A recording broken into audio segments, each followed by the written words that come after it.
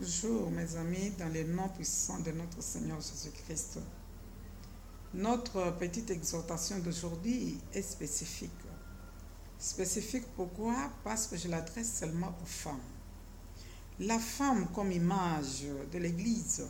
Pourquoi comme image de l'Église? C'est parce que c'est dans l'Église que la personne trouve sa délivrance. C'est dans l'Église que la personne trouve le salut.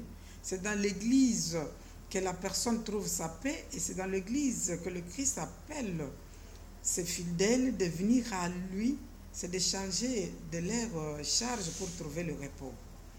Et les nations disent que quand tu élèves les femmes, tu élèves la nation. Et l'Église, comme corps du Christ, en dira autant. Parce que quand une femme est basée sur la parole de Dieu, quand une femme trouve son fondement dans la parole de Dieu, cette église reste debout et cette église est bénie. Et plus loin, nous partons, la femme qui est assise sur la parole de Dieu, il va apporter la parole de Dieu dans sa famille. Cette parole va convertir les enfants vont servir Dieu et le mari va venir aussi à Christ. Satan, sachant cette réalité, il est parti tenter Ève. C'est pour déstabiliser la cellule de base, déstabiliser Adam. Et Dieu étant bon, en Genèse 3:15, il nous a donné la puissance d'écraser la tête du serpent.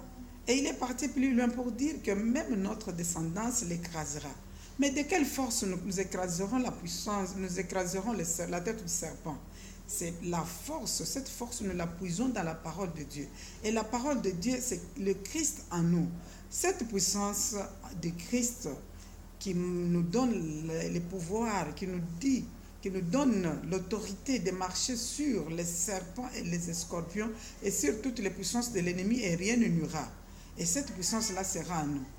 Maintenant, avec la réalité que nous vivons dans le monde, l'antichrist qui agit déjà dans le secret déstabilise les femmes. Aujourd'hui, la femme fait le mariage avec l'animal. La femme fait le mariage entre elles. C'est une manière de nous déstabiliser parce que c'est nous qui avons la puissance de l'écraser. Mais jusqu'à quand? Dieu a dit qu'il mettra l'inimité entre nous les femmes et le serpent. Mais aujourd'hui, nous voyons que nous devenons de plus en plus amis du serpent. Comment? Alors, mes amis qui m'entendent en ce matin, mes amis sur le Facebook, je vous connais, il y a des amis avec qui nous avons grandi ensemble. Il y a des amis avec qui nous avons travaillé ensemble sur le champ du Seigneur. Il y a les amis avec qui nous continuons à travailler ensemble sur le champ du Seigneur. Nous ne pouvons pas faire entrer cette réalité dans notre vie. Parce que nous, comme Église du Christ, nous sommes en train de nous préparer au grand mystère du Christ pour aller vivre dans sa gloire. Nous allons continuer encore avec notre exhortation prochainement. Mais là, quel que soit là où tu te trouves, n'abandonne pas la parole de Dieu. Parce que Dieu a dit à Josué, médite cette parole jour et nuit.